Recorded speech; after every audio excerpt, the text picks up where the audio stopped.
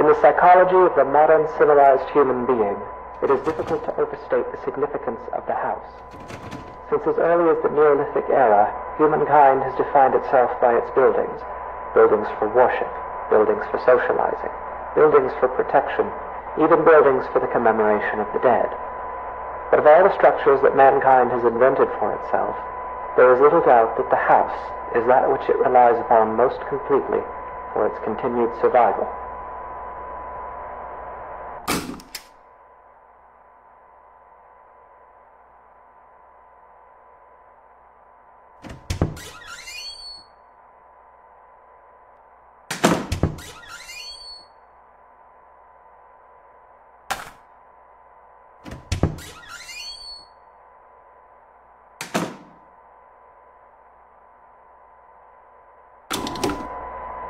The house is one of the key elements that separates modern humanity from its more primitive antecedents. No other creature goes to such lengths to create lasting, permanent shelter for itself, nor regards such shelters with such reverence and import. Why do human beings of our modern age foster this tremendous sympathy toward their homes?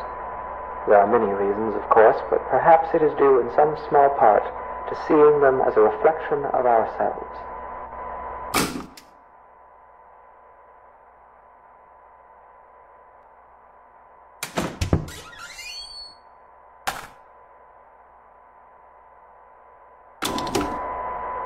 The anatomy of the house is such that this analogy is less superficial than at first it may seem. To carry it further, if we were to dissect a house as we might a human cadaver, we would find ourselves able to isolate and describe its various appendages and their functions in a decidedly anatomical fashion. There is even a fair number of direct comparisons to be drawn between those organs of a house and those of a human body.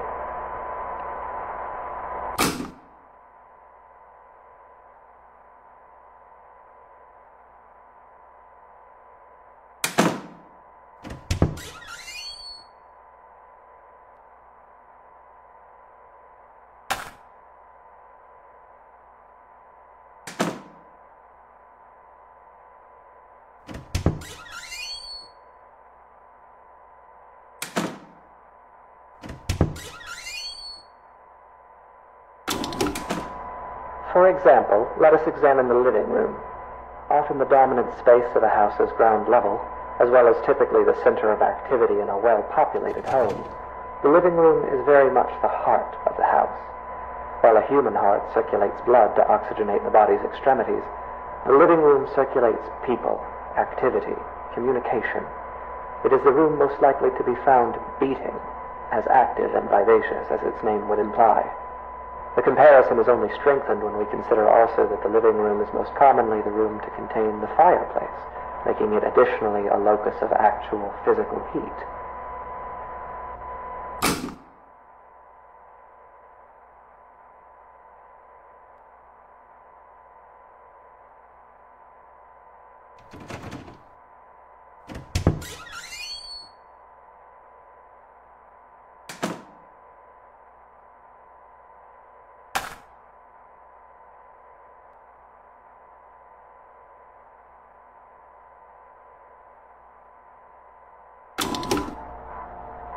It is easy to think of the kitchen and dining room as the stomach or digestive system of a house, though this comparison is tenuous.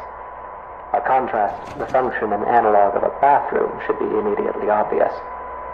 The hallways and corridors of a house are its veins, providing circulation coursing throughout its frame. A staircase bears more than a passing resemblance, both physically and symbolically, to a spine. The windows of a house serve much the same purpose as eyes, and anyone who has ever rounded a bend or a long drive and come suddenly face to face with a tall, dark manor will tell you that it is difficult to shake the impression that the house, through its lightless windows, is a creature capable of vision and intelligence.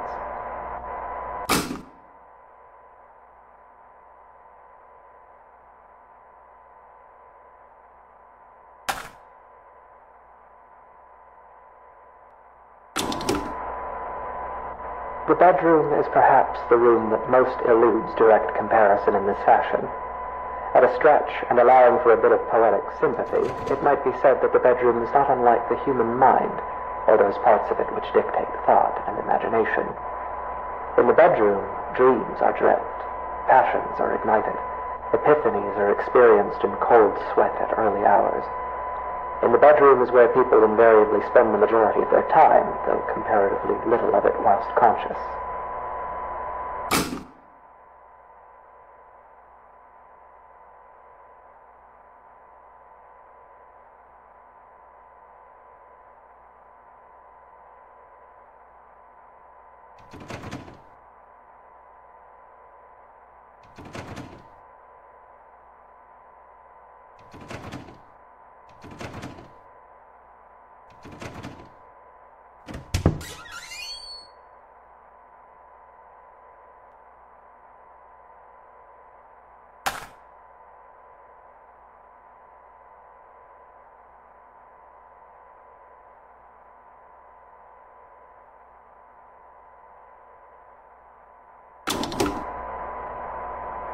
And yet this analogy is an incomplete one, for obviously the mind is an exceedingly complex thing.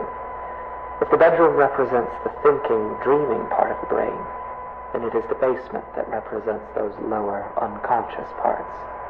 The basement is dark. It is buried. It is a place full of cobwebs where memories are stored. A poignant comparison, truly.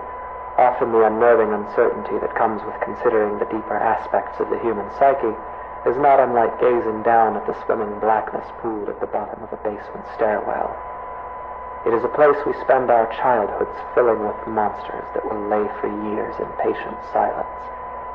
It is a place that, barring some specific errand, we seldom ever want to go.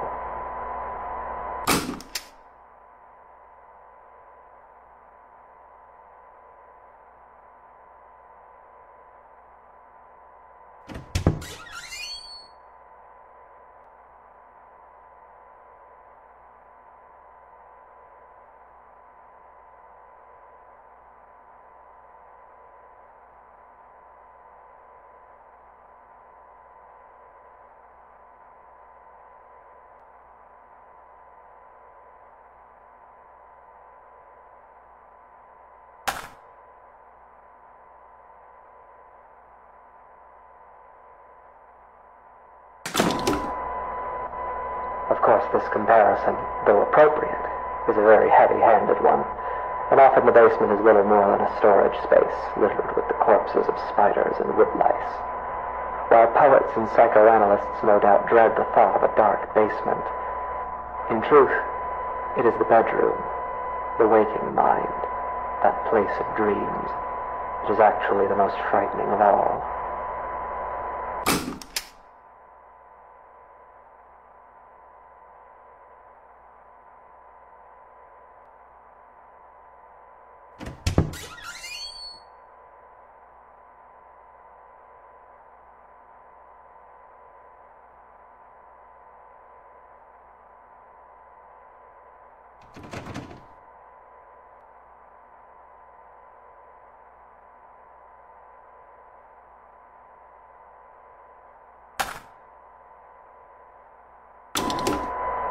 It is here, in the bedroom, that we are at our most vulnerable. Each night we shut our senses to the world for hours at a time, trusting in the house to keep us safe until next we wake. In this state of extreme vulnerability, we will spend something like 20% of our lives. Anything might stand beside us, watch us, keep us company until dawn, and we would never perceive it. We can only pray that the house will not let such things carry on as we sleep. In this way, during these hours, the bedroom seems less like a mind and more like a mouth. For it is here that the house is most likely to betray us. It is here that we place ourselves most at the house's mercy and spend each night hoping that it will not bite down.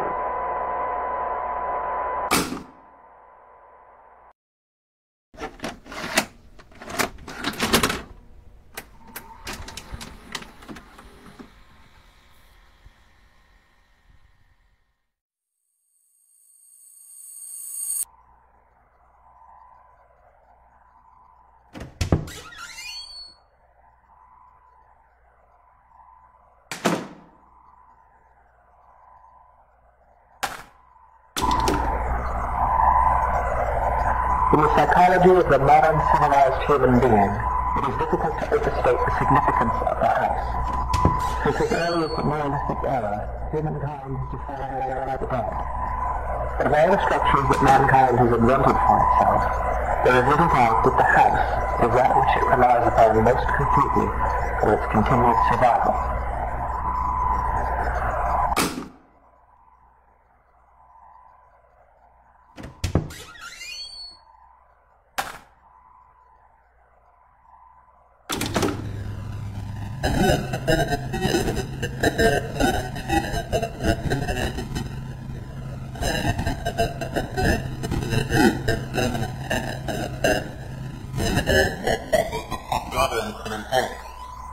Why do human beings of our modern age foster this tremendous sympathy?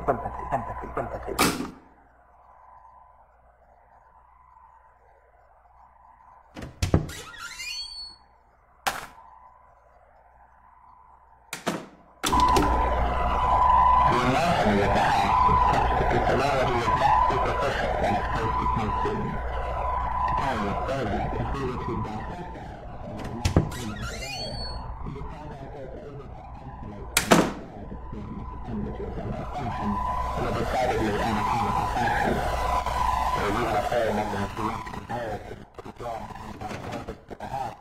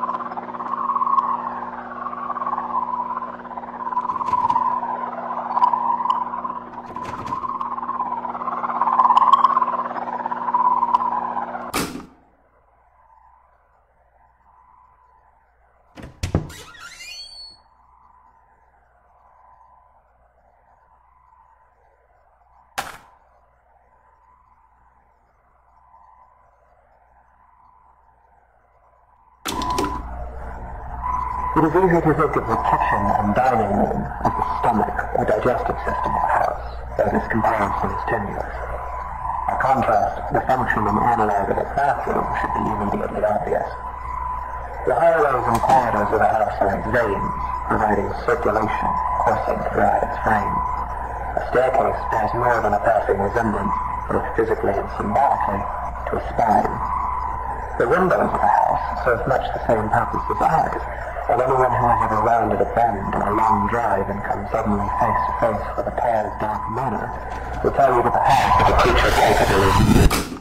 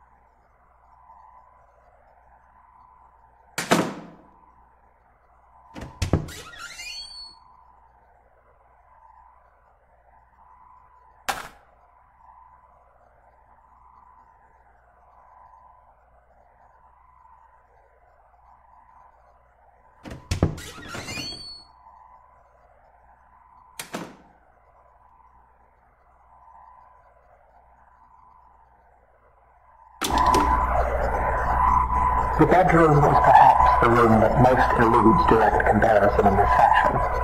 At a stretch, and allowing for a bit of poetic sympathy, it might be said that the bedroom is not unlike the human mind, or those parts of it which dictate thought and imagination. In the bedroom, I dream that there are teeth growing all over me, everywhere on me and in me, like cysts or bone spurs. They're loose, but I can't remove them because I have no hands.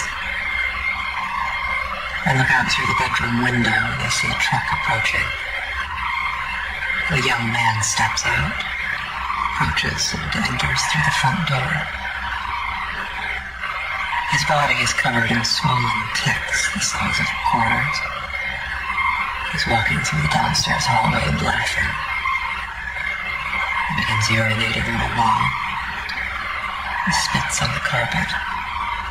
He's moving through the first floor, breaking and upsetting things.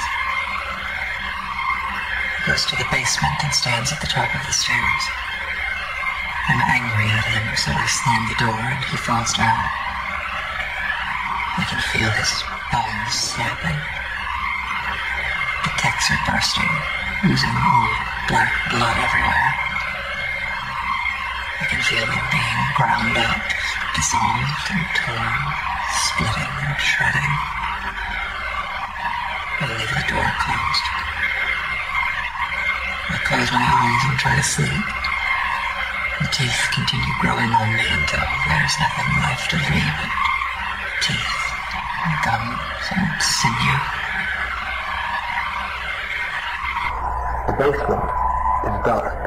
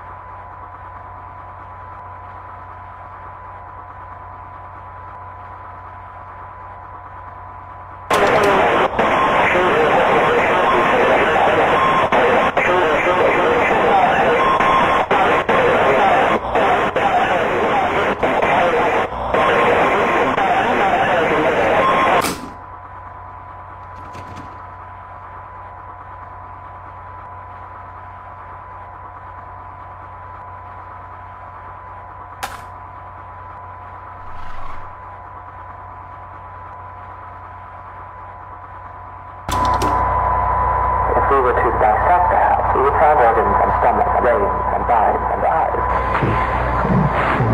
dreams and memories and to mouth that will bite down.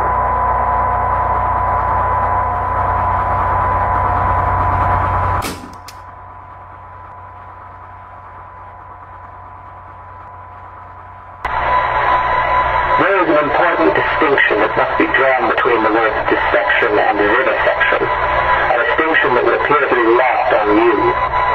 Your purpose was to listen, and yet at every turn you have pried, you have prodded, and you have interfered. Have you not been paying attention? Did it not occur to you that as an organism existing within a greater organism, your intrusion would be felt? And still you harassed.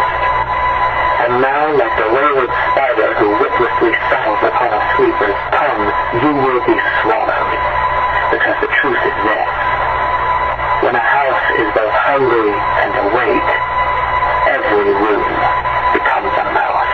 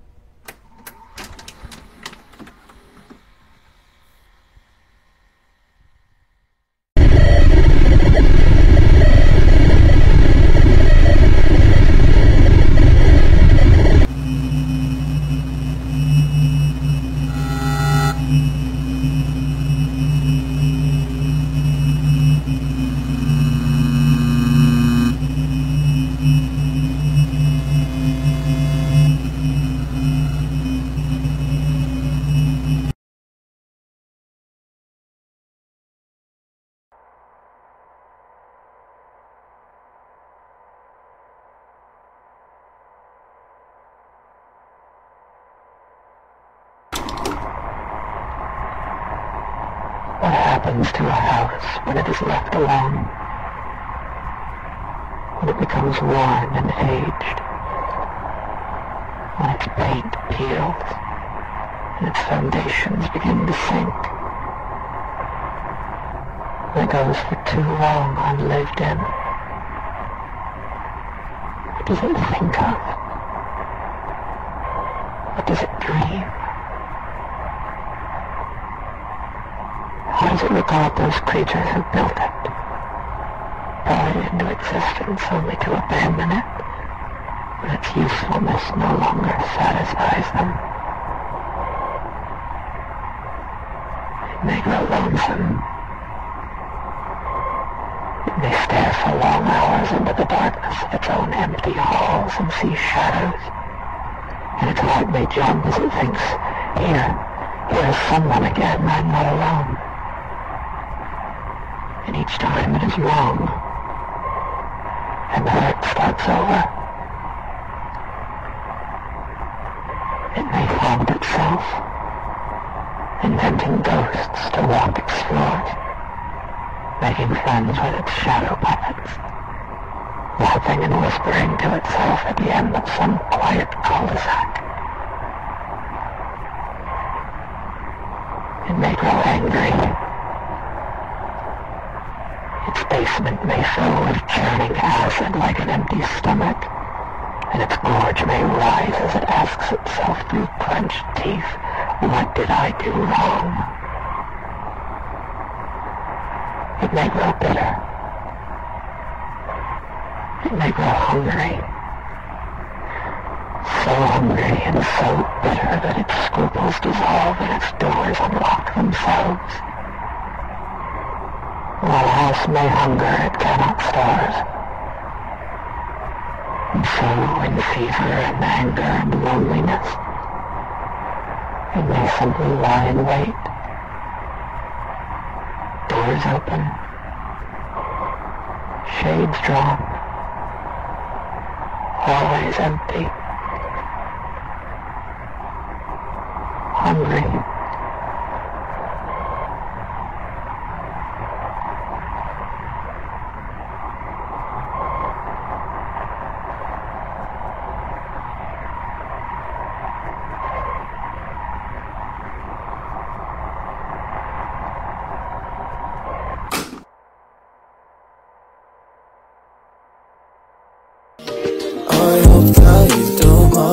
Cause I don't even know why. Just wanna keep you by my side.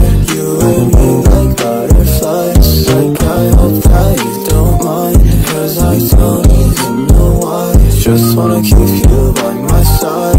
You and me like butterflies.